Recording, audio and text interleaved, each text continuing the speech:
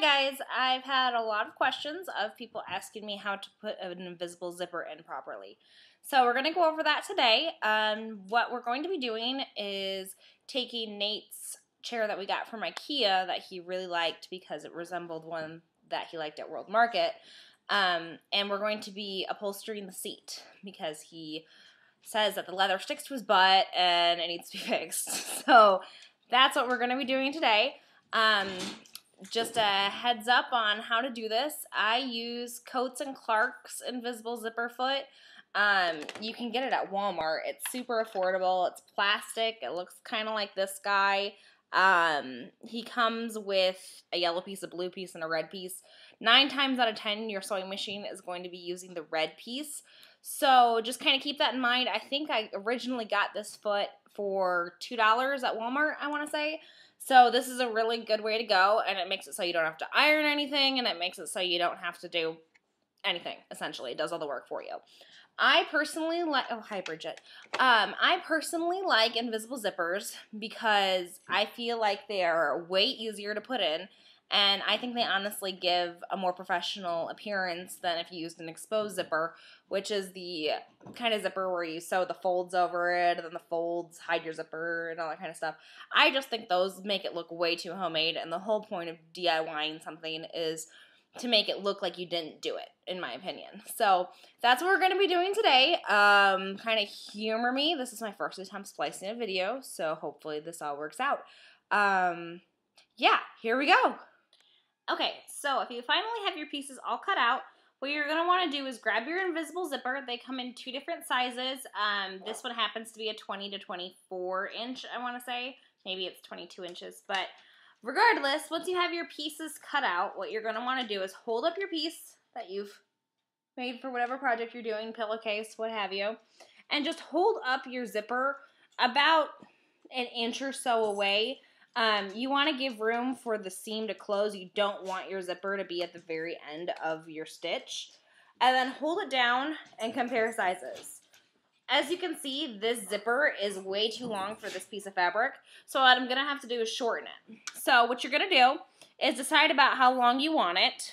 I'm going to put mine about here or so. And then while your original zipper foot is still on your machine, you're going to want to turn it to a zigzag stitch. That's the one where it goes like this. And just go ahead, use whatever color thread you have in there. You're not going to see this anyway. And put your needle down on one side of your zipper. And children. Okay, sorry. Then you're just going to sew back and forth. You're going to want to make sure your length is at 0 so that your stitch doesn't go anywhere. There's no point in zigzagging up and down the whole thing. You just want to create a nice little patch. So it'll end up looking like that. If you can even see that, I don't know. Maybe if you guys keep wanting video tutorials, I might have to buy a video camera. So that's how you shorten your zipper, and then just grab your scissors. Make sure you have designated sewing scissors. I have Gingers, which are the best sewing scissors on the entire planet.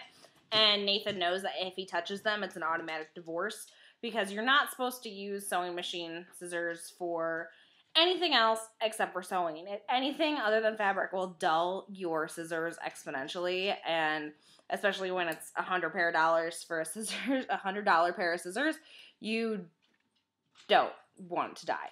So after you have that little stitch put in, go ahead and just cut your zipper off about 1/2 inch to 1 inch below that. Sorry. So once you have that done, you're going to cut off your zipper about 1/2 inch to 1 inch below where you stitched. And at this point, I usually like to run my zipper a few times, make sure it works. You don't want to get all the way through sewing your pillow only to find out that your zipper doesn't work. So give it a few rips and get ready to put your zipper in. So I guess one of the first things we need to talk about is how to put on your invisible zipper foot after you've been using your regular foot that came with your machine. All it takes to remove your original foot is to screw off this little bolt right here. And you're just going to do that until your foot comes loose. And it should come off just like that. Word for the wise, immediately take your foot and put it in your little storage compartment, because it would really, really suck if you lost your foot before you got your project done. Next, take your invisible zipper foot, and you're going to see that this side is a little bit more hollow than the other side. Like one side of it's flush and the other side has a little rivet in it. You're going to put the rivet side back where your original foot was. Now, this is just my little hint. This is probably not recommended. I always put my zipper foot down with my feed dogs up. That way, oh, your feed dogs are your little rigid things. Hold on, let me move this. These little rigid guys right here that feed your fabric through your machine, those are called your feed dogs. So, like I said, I put my feed dogs by rotating my wheel just so they're a little bit up. And then I lower my zipper foot down, or my press foot down, so that I know that when I'm actually getting to sewing my zipper in, that it's actually going to feed the fabric through. If you don't do this, I find that sometimes the fabric doesn't go through your machine as smoothly, and you end up having to stop and get your foot readjusted. So once you get this in, you want to make sure that your foot is resting down on your feed dogs, and you can see the original hole that your bolt goes into. Notice this entire time, I did not put my bolt down, because I've had that happen several times where you can't find your freaking bolt, and that's the worst feeling on the planet. So after that's done, take your bolt, tighten it back in, and you're going to want this pretty tight, but don't make it so tight that your plastic is either going to shatter or that I don't know, that it's going to be a pain in the butt to get it back off, because you're really only going to be using this foot for about 3 to 5 minutes, depending on how long it takes you to put your zipper foot in. So that's how you attach your foot, and next we're actually going to be putting the zipper into the fabric. Okay, so now we're to the point where we're going to be installing the invisible zipper. Invisible zippers don't have to be on a seam, but they kind of create a seam as it is, so I think it's just easier to do it where you're going to be putting a seam. This is what's going to feel weird, and it confuses me every single time, and I have to re-look at my little handwritten notes that I have. But when you're installing an invisible zipper, you're going to be sewing on the right side of the fabric, which you don't typically do. You typically sew wrong sides together. So I have mine all pinned up, and I'm going to show it to you. This is the right side of my fabric, and I have my zipper. The zipper part of it is going to be in the inside of the fabric. The tape is going to be facing the edge. This this makes it so that it's not going to fray and you're going to lose your zipper. If you have a serger or you want to finish your edges beforehand, that's probably a good idea, because you never know what's going to happen inside your pillow. So once we have that done, I'm going to turn you, because I figure you don't want to look at me while we're doing this. Okay, so here's my sewing machine. I have my invisible zipper foot on. Your invisible zipper foot is going to have 2 little bumps on it. You're going to want to always use the outside bump. Make sure, too, that your needle actually does go into the hole, because that little thing moves so that it'll fit over your zipper. Make sure you pin so that you can pull the pins out as you're sewing. This is not the kind of sewing that you can do with your pins in. So here we go.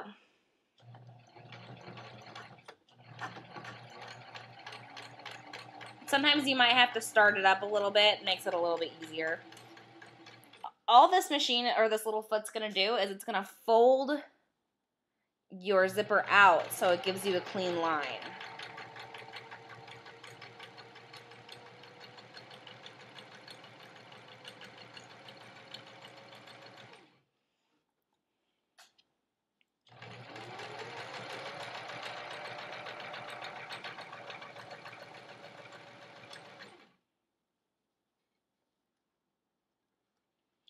Also, you're going to want to, oh shoot, I hope I didn't just go black.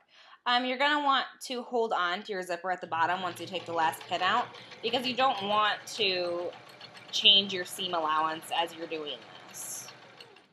Then once you get to the edge, just give it a little bit of a back stitch. Lift your foot up, take it out, trim your edges, and that's 1/2 of your zipper. Then what you're going to do is take your other half, pin it on the same way, and once I have that pinned together, we will reconvene. This is where it starts looking really confusing because you're going to have kind of one piece hanging off the other. The best solution I have to tell you to do this is to put your wrong sides or your right sides together for this and match up your corners of your two pieces and then start pinning your zipper in. And remember, you're going to want to do it so the tape part, it would help if you could see, if you did the tape part against the seam allowance and then the zipper is the inside. You need to make sure you match up your corners or else your zipper isn't going to be centered between your two pieces. So just remember to do that. And this time you're probably going to be starting towards the zipper end and working your way up. That's fine. It doesn't really matter as long as your zipper gets put in. So here we go with the zipper part 2. Just a heads up that I thought about with the last one. Before you start your second side of your zipper, you're going to want to go through and kind of thumb your original piece over just so you can see how close the zipper actually is to the fabric.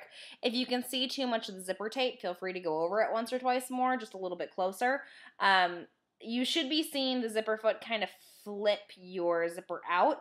If it's not, you might have to help it a little bit. Mine, for some reason, I think I might have stabbed it with a needle too many times, so it's being a little bit difficult. So you're going to see me kind of coaching it along. So here we go. And remember to do the bump landing on, the bump lands on a piece of the zipper, and then you have the secondary hole where your needle is going to go in. Just don't lose your thread like I apparently almost did.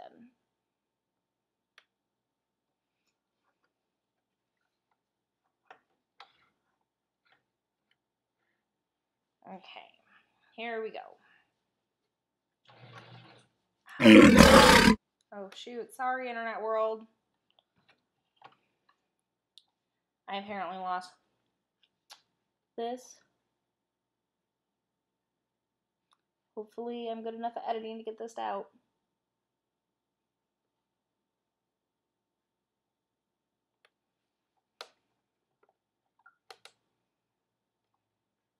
You know you've been sewing for a long time when you can thread a needle in like 2 seconds. Okay, put your zipper foot back down. Bring your needle down. And start to go.